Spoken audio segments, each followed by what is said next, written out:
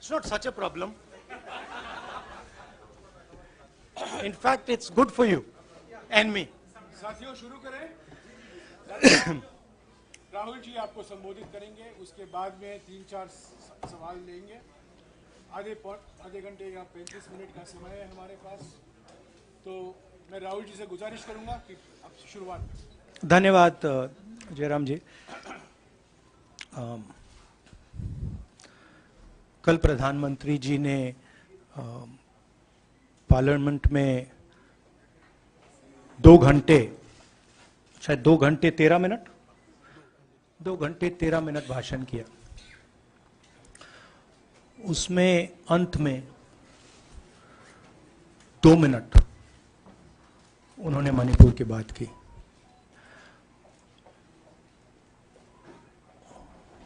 मणिपुर में महीनों से आग लगी हुई है, लोग मारे जा रहे हैं, बलात्कार हो रहा है, बच्चों को मारा जा रहा है। और अगर आपने देखा होगा कल, तो प्रधानमंत्री हंस हंस के बोल रहे थे, मुस्कुरा रहे थे, जोक्स क्रैक कर रहे थे, हंस रहे थे। ये उनको शोभा नहीं देता है। हिंदुस्तान का प्रधानमंत्री, अगर इस देश में हिंसा हो रही है, दर्द हो रहा है, हिंदुस्तान के प्रधानमंत्री को 2 घंटे मजाक नहीं उड़ाना चाहिए। विषय कांग्रेस नहीं था, विषय मैं नहीं था, विषय मणिपुर है। मणिपुर में क्या हो रहा है और उसको एकदम क्यों नहीं रोका जा रहा है, यह विषय है। मैं आपको अपना एक्सपीरियंस देता हूं, जो मैंने शायद अभी तक बोला नहीं, शायद पहले बोल देना था। मैं अब तकरीबन 19 साल से राजनीति में हूं और मैं हर स्टेट में गया हूं। बाढ़ आए, तूफान आए, सुनामी आई थी, हिंसा होती है, हम जाते हैं। 19 साल के एक्सपीरियंस में जो मैंने मणिपुर में देखा और सुना, वो मैंने कभी पहले नहीं सुना था। मैंने पार्लियामेंट में बोला कि प्रधानमंत्री जी ने, अमित शाह जी ने भारत माता की हत्या की है, मणिपुर में भारत को खत्म कर दिया है। मैंने ऐसे नहीं बोला था, ये खोखले शब्द नहीं है। मैं आपको समझाता हूं मैंने ये बात बोली क्यों। जब हम मणिपुर पहुंचे, हम लैंड किए, हमें मणिपुर में दौरा करना था। जब हम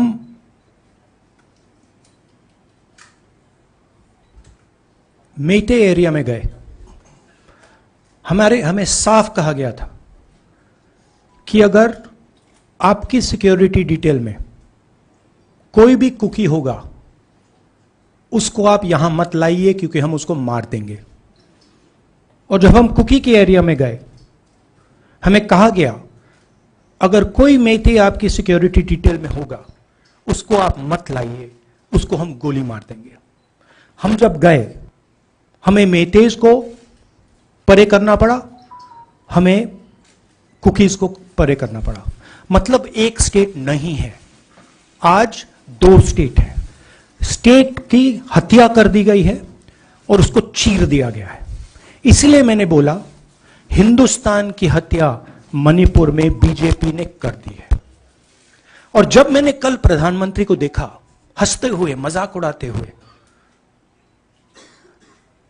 मैं समझ नहीं पा रहा था कि हिंदुस्तान का प्रधानमंत्री इस प्रकार से कैसे बोल सकता है। प्रधानमंत्री को यह पता नहीं लग रहा है कि हमारे देश में क्या हो रहा है। छोड़िए, नहीं जाना चाहते हैं, उसके भी कारण है, शायद मैं बता नहीं सकता हूं आपको, उसके कारण है। मगर अगर जा नहीं सकते हैं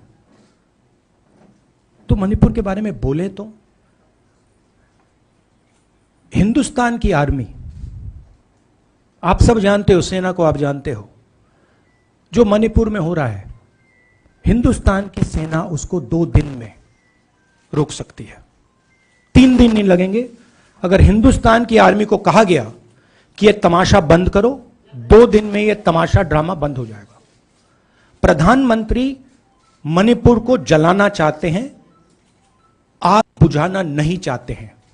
यह है सच्चाई। अब आप अपने सवाल पूछिए। Would you like me to say it in English? I watched the Prime Minister of India yesterday speaking for 2 hours, laughing, joking, लगाing naras in the parliament. The Prime Minister would say one line and the entire BJP would shout another nara. You know, the Prime Minister seems to have forgotten that the state of Manipur is on fire and has been on fire for 4 months. Women and children are dying over there. People are being murdered. Women are being molested, are being raped. And the Prime Minister of India is sitting in the middle of the parliament, shamelessly laughing. This is not about Rahul Gandhi. This is not about the Congress party. This is not about the opposition. This is about India. It's about our country. A state has been decimated. It has been destroyed. It does not exist anymore. And it has happened because of the politics of the BJP. Divide and rule and burn. That is why in my speech I said, Bharat Mata has been murdered in Manipur. It's very interesting. For the first time, the words Bharat Mata have been expunged from the parliament. It's an insult to those words. Whatever I said that is wrong. I have said Bharat Mata, which is an idea, which is the idea of India, where everybody lives peacefully, harmoniously, with affection, has been killed in Manipur. It's a fact. So, the word itself now cannot be spoken by the people of India. We cannot say Bharat Mata in parliament.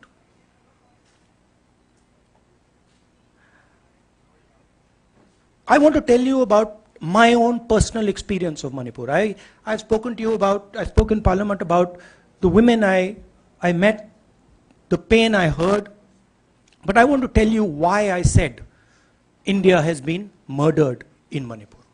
And I said it because Manipur no longer exists as a state. A state requires control, a state requires authority. That is disappeared in Manipur. It does not exist. And I saw this with my own eyes. When we went to Manipur, when we went to the Meitei area, we were categorically told that please ensure, we want you to come, we love you, but please ensure that if there are any cookies in your security detail, they do not come into our area or we will shoot them. When I went into the cookie area, we were told the same thing. We love you, we want you to come. But please make sure, if there are any Meiteis in your security detail, we will shoot them. Do not bring them here. Before going to the Meitei area, we had to remove all cookies from our security detail. Before going to the cookie area, we had to remove all Meiteis from our security detail. When we went there, the security forces, central security forces, told us we have never seen anything like this.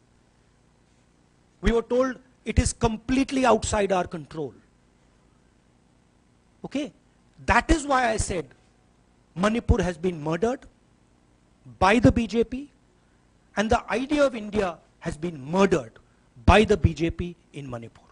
I was not speaking metaphorically. I was speaking literally. Now, the Indian army, it will take the Indian army 2 days to put an end to the nonsense that is going on in Manipur. The Prime Minister refuses to stop the fire. He wants Manipur to burn. He allows Manipur to burn. Because if he did want it to stop, there are tools in the hands of the Indian government that can stop it immediately. I know. I have full faith in our army. I know. And every Indian citizen knows that if the Indian army is told, please put an end to this, it will stop immediately.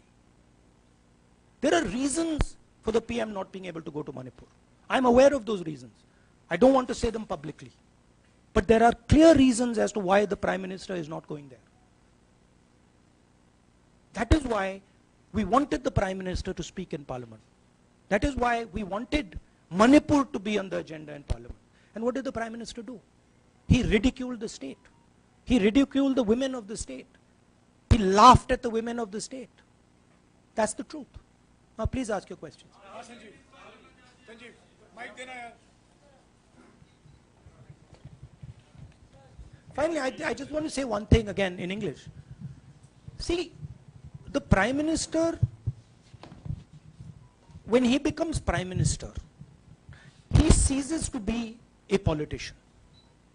He becomes the representative of the voice of this country. His the politics should be put aside. And the Prime Minister should speak not as a petty politician, as the leader of a political party, but the Prime Minister should speak with the weight of the Indian people behind him. And it's tragic to watch Mr. Narendra Modi. It's sad, because the Prime Minister does not understand what he actually is. He is our representative. He's my representative. He's all our representative. And watching the Prime Minister spend 2 hours talking about the Congress, talking about the opposition, making ridiculous remarks about the name, this really does not do justice to an Indian Prime Minister. I've seen Prime Ministers from the Congress party, I've seen Prime Ministers from the BJP, I've seen Mr. Vajpayee, I've seen Mr. Dev Gowda. None of them have ever done this. There's a complete misunderstanding in the mind of Narendra Modi ji about what the Prime Minister of India is. Rahul ji, you wanted the Prime Minister to speak in Parliament, and now that he's spoken, and you've said that he wants Manipur to continue to burn. So what is the Congress Party's next step to retrieve Manipur and save it? The only conclusion I can draw, because the Prime Minister has tools in his hand that can stamp out the fire in Manipur certainly within 3 or 4 days. But for some reason he's refusing to use those tools. Right? The Prime Minister could at least go to Manipur, talk to the communities, and say, I'm your Prime Minister. Let's start talking. It will be taken seriously. So I don't see any intention. Rahul ji कल ये भी प्रधानमंत्री ने अपने भाषण में कहा कि 2018 में लेके आए थे, 2023 में विश्वास प्रस्ताव लेके आए और 2023 में भी लाएंगे. तो एक तरीके से उन्होंने साफ तौर पर ये कह दिया कि मैं तो हमारी सरकार अगली बार भी बन रही है. एक पॉलिटिकल बात भी उन्होंने कही. तो आप उनके पूरे भाषण को आप ये कह रहे हैं कि पॉलिटिकल भाषण ज्यादा था, मणिपुर पे बात बहुत कम थी. तो इसको कैसे देखते हैं? नहीं, भाषण हिंदुस्तान के बारे में नहीं था, भाषण नरेंद्र मोदी जी के बारे में था. वो अपनी राय, अपनी राजनीति, अपने एम्बिशंस वो आपको दे रहे थे. सवाल ये नहीं है कि नरेंद्र मोदी जी 24 में प्रधानमंत्री बनेंगे या नहीं. सवाल ये है कि मणिपुर जल रहा है, महिलाओं का बलात्कार हो रहा है, लोग मारे जा रहे हैं. सवाल ये है, अगर ये प्रधानमंत्री कहना चाहते हैं तो ये पब्लिक मीटिंग में कहें. मजाक बनाना चाहते हैं तो जब मणिपुर नहीं चल रहा है तो करें. बट प्रधानमंत्री को ये समझ आनी चाहिए, बात समझ आनी चाहिए कि पार्लियामेंट में जो चर्चा हो रही थी वो उनके बारे में नहीं थी, वो मणिपुर के बारे में थी. सर नमस्कार. कल प्रधानमंत्री ने बार-बार कांग्रेस का नाम लिया और ये आरोप लगाया कि नॉर्थ ईस्ट और मणिपुर की सारी समस्याओं के कांग्रेस जिम्मेदार. आप क्या जवाब देंगे? नहीं, अभी मैंने बोला ना, वही तो जवाब है. मुझे प्रधानमंत्री को जवाब देने की जरूरत नहीं है. मैं सिर्फ ये कह रहा हूं कि एक स्टेट की हत्या की गई है, भारत माता की हत्या कर दी गई है मणिपुर में. भारत माता की हत्या मणिपुर में कर दी गई और प्रधानमंत्री लोकसभा में मजाक उड़ा रहे हैं, हंस रहे हैं, नारे लगवा रहे हैं. मुझे क्या जवाब देने की जरूरत है? राहुल विलास, एक minute Mohit, order please. Mr. Gandhi, you waxed eloquent. Rahul, आपने बोला कि प्रधानमंत्री ने बोला सदन में कि गृह मंत्री अमित शाह ने विस्तार से जवाब दे दिया। अमित शाह साहब ये कहते हैं कि मणिपुर के सीएम को हटाने की जरूरत इसलिए नहीं है क्योंकि उन्होंने हमारी पूरी बात सुनी और वो कभी भी कोई हमने डीजीपी चेंज किया, डीजीपी चेंज कर दिया, उन्होंने जो भी प्रशासनिक व्यवस्था हम चेंज करना चाहते थे, इसलिए मणिपुर सीएम को हटाने की मणिपुर कोई जरूरत सीएम, नहीं। जब मैं मणिपुर गया, मणिपुर सीएम ने जो मणिपुर में हजारों वेपन्स जो लूटे गए, वो मणिपुर सीएम के नीचे ही हुआ। तो क्या अमित शाह चाहते थे कि ये हजारों वेपन्स लूटे जाएं?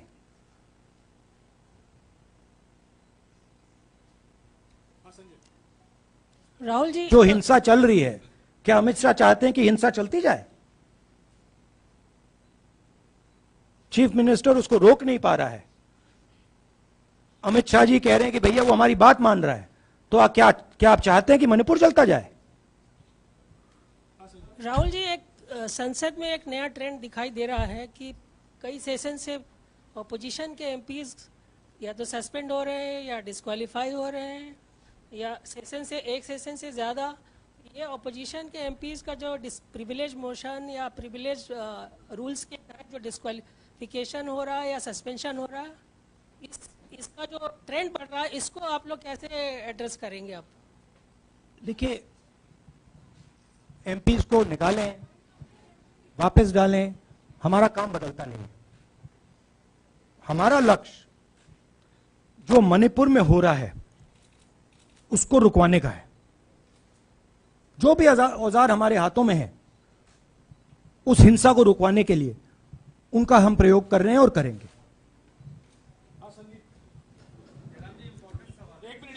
Yeah, Mr. Gandhi, you talked about using the army, deploying the army to control violence. You spoke that in Parliament.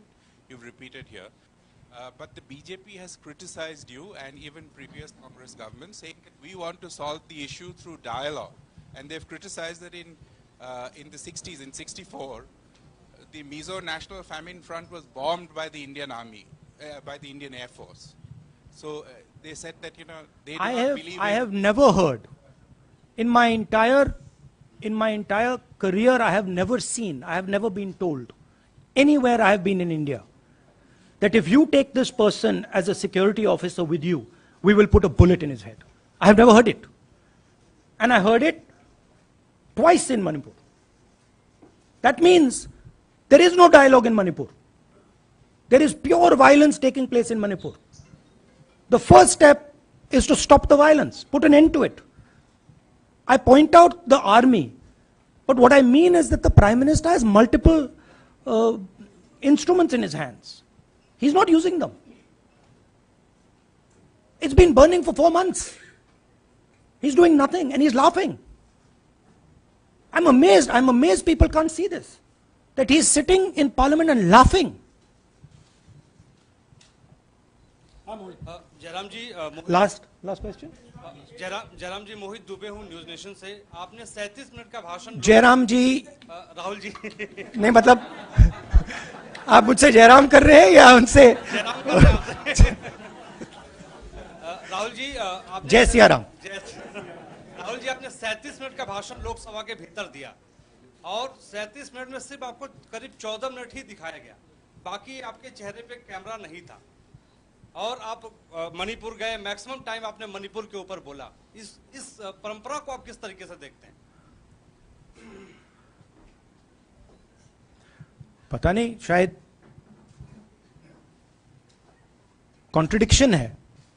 शायद पीएम मेरा चेहरा टीवी पे नहीं देखना चाहते, मगर फिर पीएम मेरी वीडियो के बारे में बात करते हैं, तो पता नहीं क्या है, बट मुझे लगता है शायद उनको मेरा चेहरा टीवी पे देखना अच्छा नहीं लगता। कोई प्रॉब्लम नहीं है। जो मैंने बोलना था, देखिए, मुझे अपना काम करना है। मैं जानता हूं कि मीडिया पे कंट्रोल है, लोकसभा, राज्यसभा, टीवी पर कंट्रोल है, वो उसके बारे में मैं कुछ ज़्यादा नहीं कर सकता हूं। मगर मुझे अपना काम करना है, मैं अपने काम को करता हूं। जहां भी भारत माता पर आक्रमण होगा वहां मैं आपको खड़ा मिलूंगा, भारत माता की रक्षा करते हुए मिलूंगा।